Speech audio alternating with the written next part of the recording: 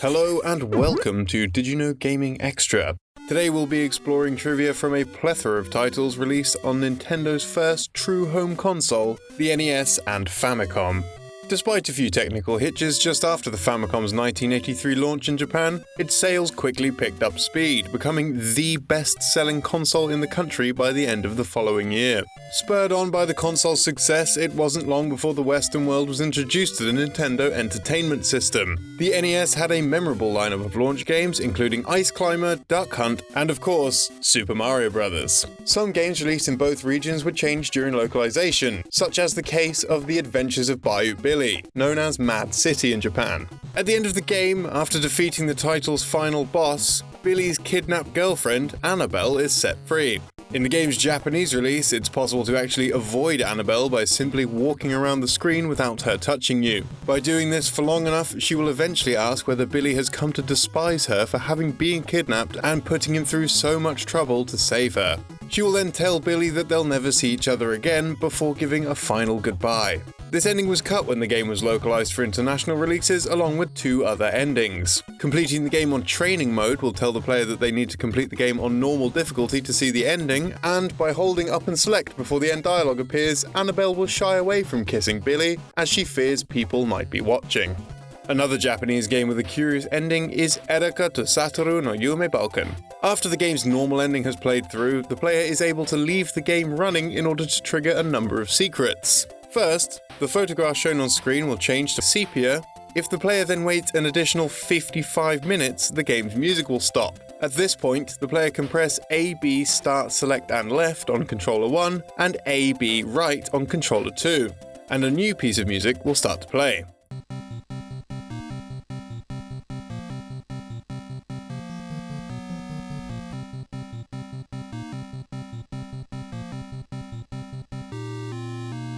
Then pressing B select and right on controller 1 and B right down on controller 2 will display a hidden message by programmer Hidemushi. The message goes into detail on Hidemushi's troubles during his time working on the title, besmirching those whom he had grievances with. It reads, "First off, Kaoru Ogura, who ran off with some guy in the middle of the project, yes you bastard, don't show up at the office without showering after having sex 6 times the previous night.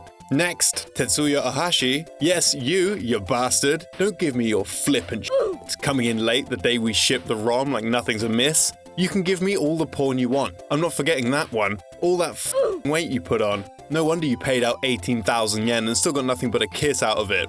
Kenji Takano, Namco debugger, you are a part-timer, don't dick around with the project planner. And finally, Kiyoharu Goto, the biggest thorn in my side in this project. Yes, you bastard. Once I get a time machine, I'm sending you back to the Edo period. Go do your riddles over there. Ah, that's a load off. Wait, no it's not. Kiyoharu Goto. Yes, you bastard. Ah, just disappear already. Hidemushi then goes on to thank his wife as well as several other people who assisted in development, even apologizing for his own behavior. After this message is complete, a second secret message can also be revealed by pressing A, B, and up on controller 1. The second message is an apology to the programmer's wife saying, "Kazumushi, I'm sorry I didn't come home much. I love you and always have. Hidemushi." One of the biggest franchises to start on the NES is Nintendo's Zelda series. The first game was a learning experience for Nintendo, and many small details about the game's development have been revealed over the years. Series creator Shigeru Miyamoto revealed in a 2016 interview that The Legend of Zelda was partly inspired by adventure movies such as Indiana Jones. Miyamoto said, "The Indiana Jones movies were out around that time. I wanted to bring that sense of adventure to a video game." Another game series created by Miyamoto, Super Mario Bros., has some interesting inspirations as well. For example, the Koopa Kids, first seen in Super Mario Bros. 3, were all based on members of the game's design staff.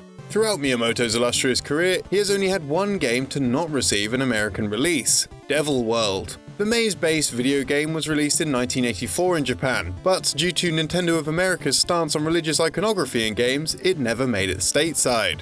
The game, however, was localized for Europe 3 years later and received a European Wii Virtual Console release in 2010. The protagonist of the game, a green dragon named Tamagon, appears as a trophy in the Japanese version of Super Smash Bros. Melee. However, this was removed in the US release. Despite not appearing in the final game, the trophy can still be found with action replay, including an English description. Another smash hit for the NES was Punch-Out! Pun intended. It was almost a decade before fans would see a sequel on the Super Nintendo. However, there were plans for a sequel on the NES. This game would have been called Mike Tyson's Intergalactic Power Punch, but the plans for the game were changed after Tyson became embroiled in controversy surrounding sexual assault charges. The lead character of the game was renamed to Mark Tough Guy Tyler, though the appearance of the character was only slightly altered. The entire game was renamed to Power Punch 2, despite the fact there was never a Power Punch 1.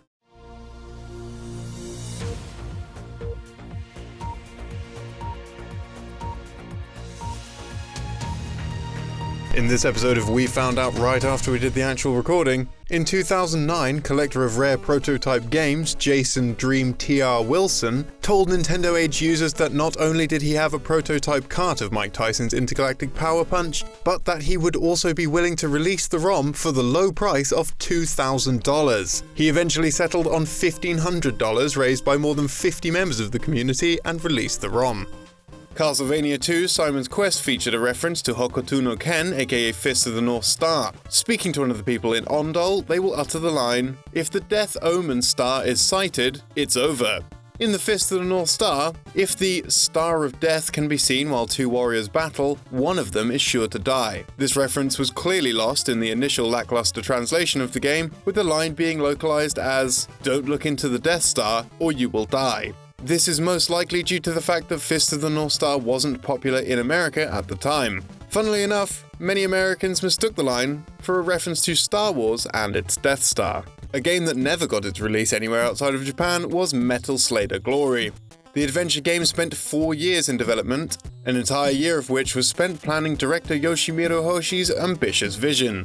By the time the script was 80% complete, the team realized there was no chance of the entire game fitting on a Famicom cartridge. This in turn led them to cutting more than half of it. Despite this, Metal Slader Glory is still one of the largest Famicom games ever produced at a whopping 8 megabits. The long development of the title meant that it was released only a short time before the Super Famicom went on sale, which is also likely why only 10,000 copies of the game were manufactured. This, in tandem with the game being one of the costliest to produce for the Famicom, and HAL Labs' gross overspending on advertising for the title, meant that it would be their final release as an independent company before filing for bankruptcy and being purchased by Nintendo. Yoshimiru did finally have his vision realized years later with Metal Slader Glory Director's Cut. This final version of the game contains all the cut content planned for the original, as well as all new art and music. The Director's Cut was distributed through Nintendo Power Flash cartridges for the Super Famicom in November of the year 2000, making it the last ever officially released game for the system. And now it's time for this episode's random piece of trivia, and we've decided to take a look at Twisted Metal for the original PlayStation. It was originally planned for the game to feature live-action cutscenes for each racer's endings. However, before the end of development, the decision was made to drop these endings for several reasons. Not only were they of very low production value, they were seen as camp and cheesy in an otherwise fairly dark game, as well as coming across as sexist. Oh my god. Thanks, Calypso. I told you before, I would finish doing your hits for you. Not only this, but because the production of these clips was finished before the end of development for the game, they still featured the working title of High Octane. You are aware, as victors of the High Octane competition, I shall grant anything you ask for. Anything? You're pulling my chain. Ah, dude, they got guns. These cutscenes were replaced with text-based endings as seen in the game's final release. The cutscenes, or lost endings, would become available years later in Twisted Metal Head-On Extra Twisted Edition for the PlayStation 2. Will you be like Chad Barnon and give birth to cool robots called Clefairy? Corey Nelson and Everett Lathrop befriended the robot. It got an error 1355 because of Guillermo Chavez and Wymoop Queen Mab. Jeddah Subtle 7 and Malcavio forced it to watch them play endless video games. The Freemaster Gamers and your boy Beowulf stole its gun. Robert Cox and Trevor Wooten wouldn't let it play Mario. Patreon comes with a portable Ken 1111, wireless Dodgebri on Red, box carry CXJK, Jelly Beats Varnas, and an awesome jacket dude. Batteries not included. Thank you for watching this episode of Did You Know Gaming Extra. For more Did You Know Gaming Extra, click on the link in the description down below. Thanks to the patrons, thanks again to you, and thanks to my friend Billy here for testing out the product. Make some noise if you're with me. Thanks to the patrons for doing this stuff. Hey everybody, let's thank the Patreon. Hey everybody, let's give them thanks. Yeah, it's like Thanksgiving, except with less of turkey and more with some Patreon.